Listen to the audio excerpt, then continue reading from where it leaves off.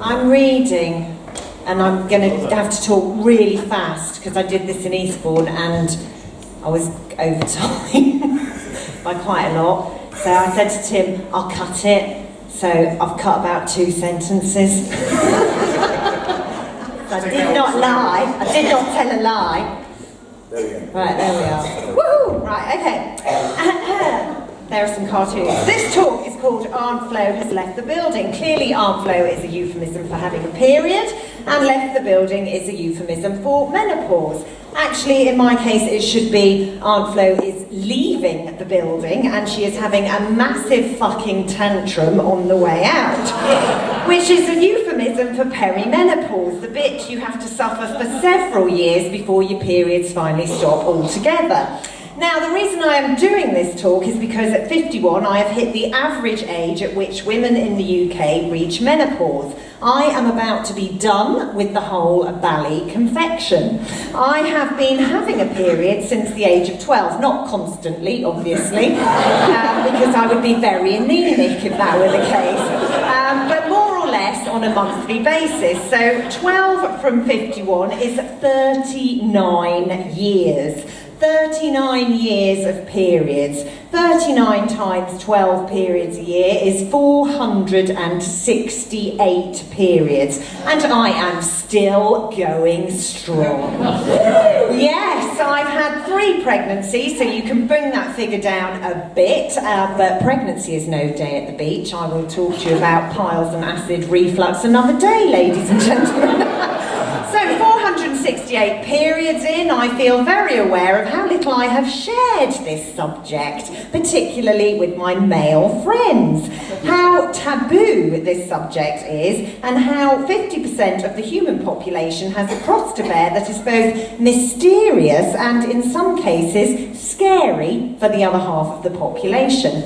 Now, I am not claiming to speak for all women, and I am not claiming to speak for all men. I'm just talking about my experience and the experiences of women who have shared their period experiences with me. So women, if you hear something you feel you can relate to, feel free to give me a little whoop, a little sisterhoody whoop. Right, here we go. I know! We can all relate to penguins. So my first period started on the 12th of April 1981. I know the exact date because it was my mother's birthday and we'd gone on a trip to Edinburgh Zoo. I took my mum to one side and I awkwardly delivered the news, followed very quickly by the words, "Please don't tell Dad."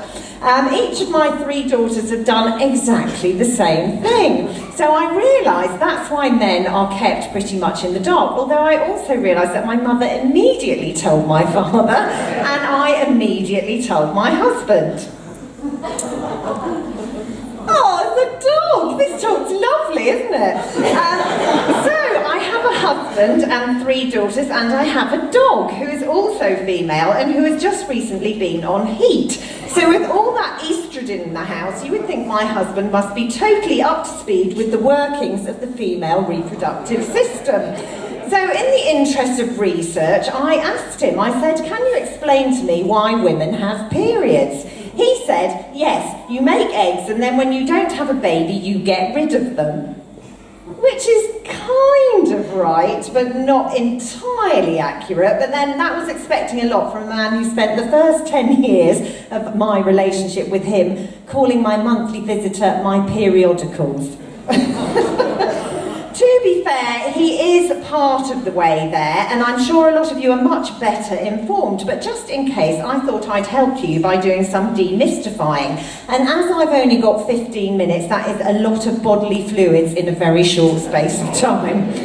Now, I'm sure some of you guys are thinking, that's a bit patronising, Kate. Of course I know about the ladies' working parts. I'm modern. I've come to the Bavard bar. I read The Guardian. I'm a feminist. I love the ladies and I want them to have equality. And good for you. And if you know your ovary from your fallopian tube and your vulva from your vagina, I'm delighted. But I haven't made this stuff up, and there are many genuine examples of men being very clueless when it comes to how the girls roll.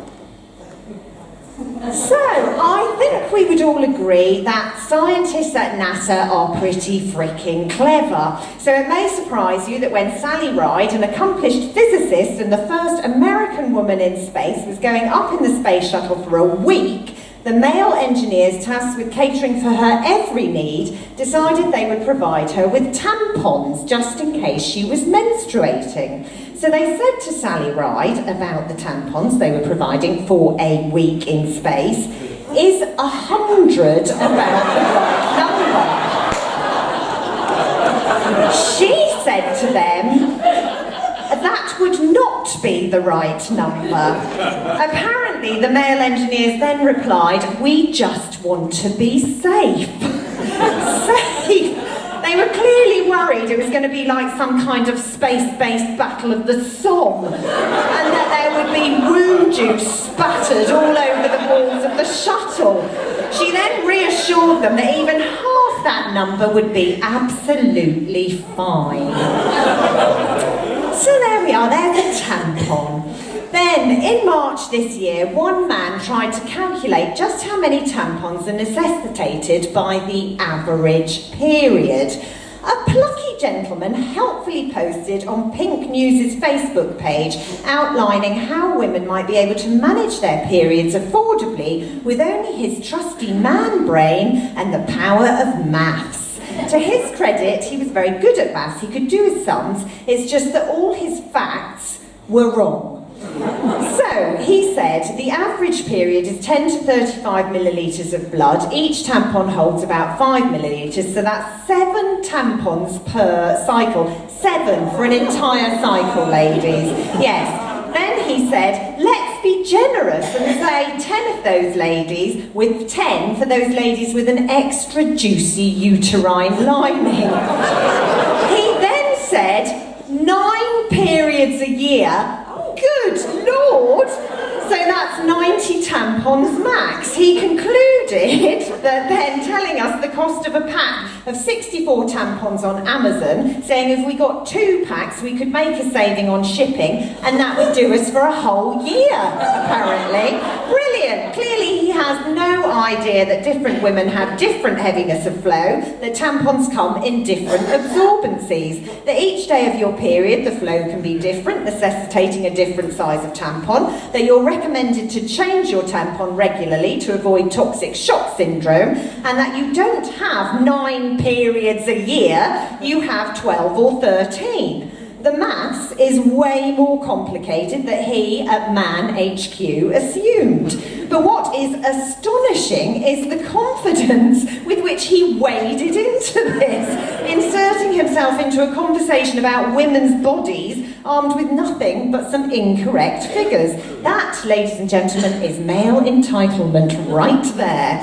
For your information, you're going to like this, I probably go through about a tampon every 2 hours on day 1 or 2 of my period, and then up to every 3 to 4 hours on the other days. Day 1 or 2 will be big, super absorbent motherfuckers, and then I'll ease down onto regulars and minis for lighter days. Overnight, I can generally last on about 1 or 2, but on really bad days, I'll slap on a fanny pad, just to be on the safe side. Some braces, ladies and gentlemen. On the last day, I might not bother and I'll just wear some black knickers and hope for the best. So, his 7 tampons per cycle is about 30 tampons out. What a silly boy. Oh, there, I've done some handy drawings for you. Men know about periods. Face it, they barely understand basic female anatomy. Again, this year, one overconfident fellow argued incorrectly and copiously that a Guardian article headlined "Me and My Vulva," which showed photos of the external genitalia of 100 women, should actually have been called "Me and My Vagina," because, he asserted, it was actually about vaginas. The man, called Peter Bullen, responded to the article with a tweet saying, "The correct word is vagina." Oh, women were only too keen to tell Bullen that the vagina is the muscular tube that connects the vaginal opening to the cervix, whereas the vulva is the bit on the outside. It's then that a more sensible man might have just shut up, but instead, yeah, not Peter Bullen, he got into a separate argument about the definition of mansplaining, which he kindly mansplained. And then he said, I'm supporting the widespread usage, as in the vagina monologues. I am defending how people actually speak. To be fair, he actually has a point. People often refer to women's vaginas when they mean vulvas. We have a lot of words for our bits, some of which are nicer than others, some of which we've heard this evening. I would contest that using the word vulva and vagina interchangeably isn't a harmless linguistic quirk. It's actually a technique for diminishing a woman's sexual agency. If we can't even talk about our biology properly, we're in trouble. So we should all put our big girl pants on and call our bits exactly what they are. Right, so here is your menstrual cycle. So day 1 starts when your period starts, then round it goes, and then day 8 and 9, possible to conceive, 10, 11, 12, 13, 14, you're actually ovulating, so that's your best chance of conception. That's when the egg moves from the fallopian tube into your womb. I'm pointing in a vague womb direction there. And then we have 17 to 28, the thickening of the uterine lining, so that's when it gets all nice, full of bloody stuff. And then if you are pregnant, that all stays in there. If you're not, it comes out. So my husband was basically correct. He's a very clever lad. There we are. Periods are things that loom over your girlhood. They're a double-edged sword. You really don't want them to start, but you sort of do too, because then you can be one of the girls who's saying stuff like, oh my god, I feel so bad, I got my period, or oh my god, can I borrow a fanny pad off you because my period started, or oh my god, can you check the back of my skirt, I think I've leaked. And yet, when it's there, the evidence, the blood stain in your pants, it is weird and it's shocking, and it takes a bit of getting used to. The first time you stick a sanitary towel in your pants, it literally feels like a king-size mattress. You feel... Am I right? You feel like everyone knows it's there, and you have an odd awareness that this is now a life sentence. You know this is about growing up and not being a child anymore. You know that this is about being a woman, and you've been told by society from very early on that not everything about being female is great, that much of it is in fact not great. That in the 70s, when I grew up, much of it was about your body, how it should look, and what a commodity for men it is. But fortunately, it's 2019, so it's no longer like that, is it, ladies and gentlemen? Oh my God, Love Island. There we are. So this is the reality of periods, and I would like you to remember that this goes on for at least 38 years. Did I show you that one? Oh, there you are. Here, that's all the list of hideous things that goes on for 38 years. You think about it, every month from the age of 13 to the age of 51 at least. Are you getting the enormity of this situation? Are you getting how lucky half the population are? Because 456 periods equals 456 times of feeling like shite. There is a reason why women wear jogging pants when they're on their period. They feel like shit. Sometimes people of both sexes allude to the fact that men would be rubbish if they bled out at the end of their knobs on a monthly basis. But it's not just about that, as you can see from the symptoms associated with menstruation. And I would like a whoop whoop from anyone who has ever suffered from any of these. Thank you. And that's what this poor lady is feeling like right now. But actually, that is closer to the truth. There I am demonstrating what it is like.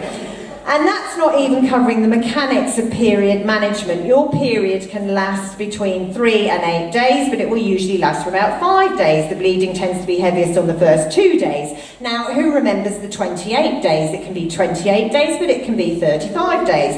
So if you're lucky, it's kind of regular and you can plan your life around it. And most women have some period ready reckoner going on for that. So that's the internet one, and that's mine. Can you see the little numbers written down the side of my diary? That's how I know what is going on in my womb, ladies and gentlemen.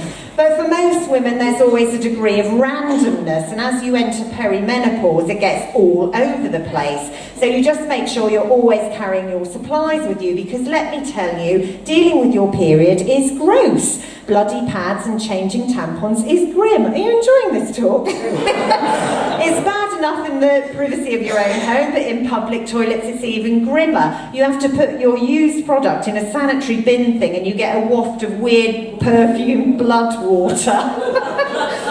Am I right? Yes, I am.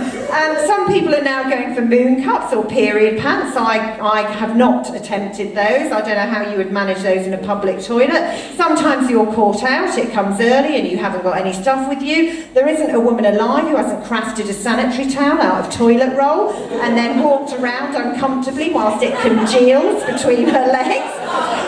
There isn't a woman alive who doesn't have some pants that are specifically period pants, the old comfy knackered pants that you don't mind messing up. And there isn't a woman alive who hasn't at one point just binned her knickers, because there's just no salvaging them. Part of becoming a woman is dealing with embarrassing mishaps, tying your top around your waist just in case, waking up in the morning to stained sheets. I once wrote a letter of apology to a hotel in upstate New York because my sheets looked like a Quentin Tarantino film. I felt I should explain myself. I was actually going to take a photo of my current mattress, but I thought, oh my God, that's just a bridge too far. It messes up birthdays, holidays, camping trips. It adds additional stress to work, sitting in a meeting thinking, oh, I've got to change my tampon. Travelling, planning routes around toilet stops. It affects what you wear and cannot wear. No matter what tampon adverts say, you are not going near white shorts, let me tell you. It affects girls in the UK as well as abroad who can't go to school because of period poverty. They can't afford sanitary products and they can't manage their periods, so they stay at home.